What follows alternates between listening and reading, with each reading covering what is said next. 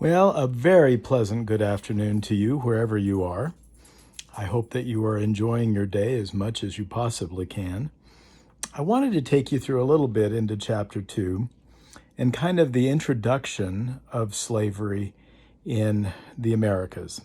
As we talked a little last week, and based on your reading, a couple of things should be clear. The first that should be clear is that slavery as an institution has existed since almost virtually the beginning of time, the beginning of human time at least. The second thing that should be clear to you is that slavery that involved Africans by Europeans came about as a result of the age of exploration, as Europeans began looking for quick ways to get to India and to China. That brought them into contact with the African coast, West Africa. As they got in contact with that, they traded items for items, raw materials for raw materials, resources, and so forth. But without question, the most valuable commodity that Europeans traded with Africans was human beings. Those human beings were brought back to to Europe. They were also brought to the Canary Islands. These human beings were also brought against their will back to areas within the New World. It is a matter of historical fact that more African slaves will go to the Caribbean and go to Brazil than ever arrive in the New World in what is now the United States.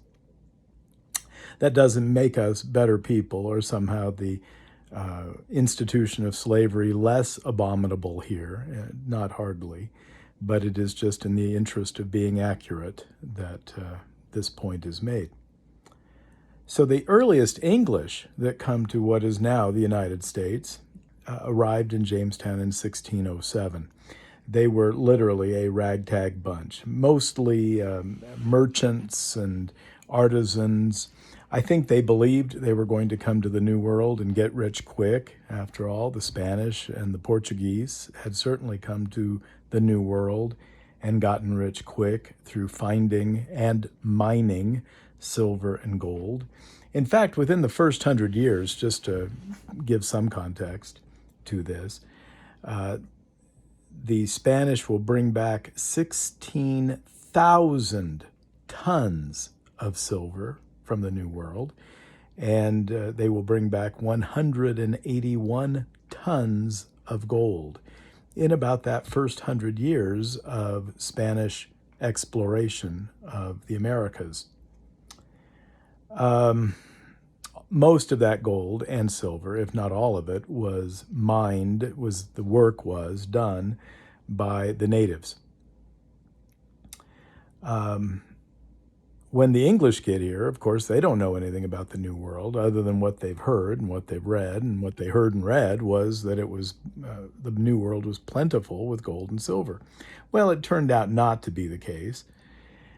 And for the first few years, the British colonists that came here to Jamestown, what they called Jamestown, were starving.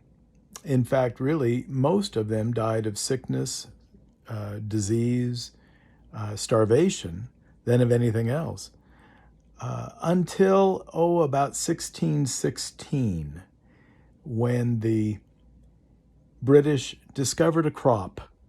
They didn't find gold, they didn't find silver, but they did find a cash crop that could help them pay back investors, people who had paid to get them over here. And that cash crop was tobacco.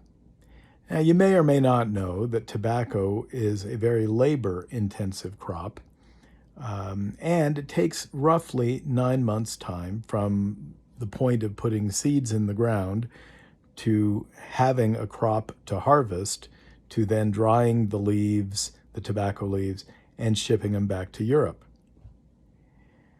Very labor-intensive. And the British colonists didn't have the inclination, they didn't have the gumption, shall we say, and I'm not sure they had the health and strength either, or the know-how to do labor-intensive farming. And in one of those key lessons from history, what the British decided was they needed some labor. They recognized that Powhatan, the Indian chief of the neighboring tribe surrounding Jamestown, there were only about 2,000 of them, and there were 29,000 of Powhatan's Indians. That wasn't good mathematics. They weren't going to be able to get those people to harvest the crop for them, to enslave them, essentially. And so they needed labor, they needed a way to pay for their existence, and they came up with this thing called indentured servitude. And what it essentially was the first, if you will, slaves in British America were poor white Englishmen and English women. They were brought over to harvest the crops, to do the labor for these English men and women who either were unwilling or unable to do it for themselves. The indenture was that you would work for a period of time, 3 years, 5 years, 7 years. If you were a child, and yes, children were sent over, parents who couldn't afford to feed or care or keep their children sometimes would put them on a boat and send them to the New World. Children were required, no matter their age, to work until they were 24 for that person who paid their way over. Well, this problem seems to be solved. In other words, we're going to harvest this cash crop. We're going to have people come and work for us for a set period of time.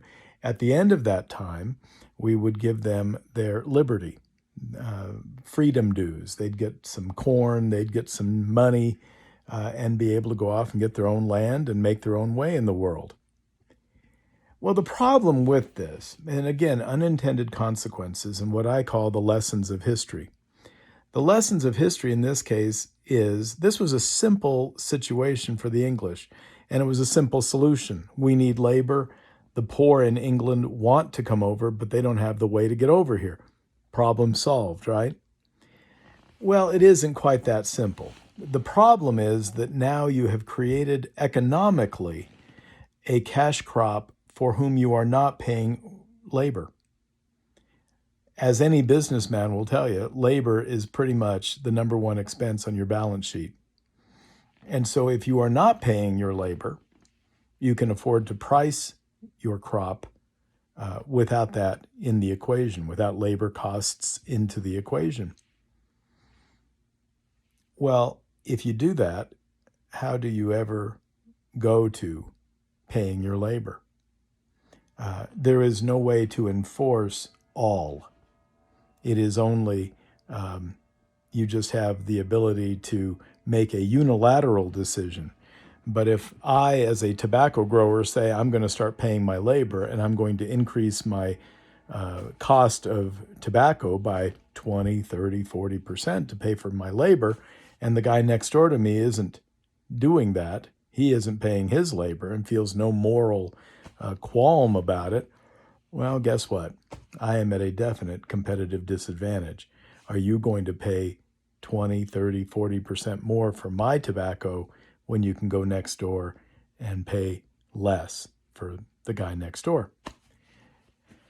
Well, about 1620 in Virginia, so 4 years after the introduction of tobacco, and now the colonists, the few thousand of them that came, have a way to pay their expenses and have a way to repay their investors. The first African slaves are brought over, only about 20 roughly that come over, and they are coming over for the same reason. They will at one point be indentured servants themselves and be able to, after a period of time, gain their freedom. Another thing that should be clear as you are reading chapter 2 this week is that slavery at this point in the early 1600s is not a permanent institution in the New World, nor is it based solely upon race. we're going to talk about how that changes because, as you know, painfully, it does change. But initially in colonial America, it isn't that way. We're going to talk a little more about that, I think. We're going to talk about how that changed and why that changed. And I'm going to introduce to you one basic philosophy of mine, that it is really convenient to say in our world that the color that matters is black and white. I think you will find in the institution of slavery that the real color that matters isn't black and white, and it never was. The real color that mattered was green. And you're going to see, particularly as you read through chapter 2, how and in what ways that happened. And it is a devastatingly sad realization of how this institution became permanent and how it became based on race. Well, for now, on a very somber note, I bid you farewell, and we'll talk to you in a day or two and finish up chapter 2 and whatever loose ends you might have. Have a great day.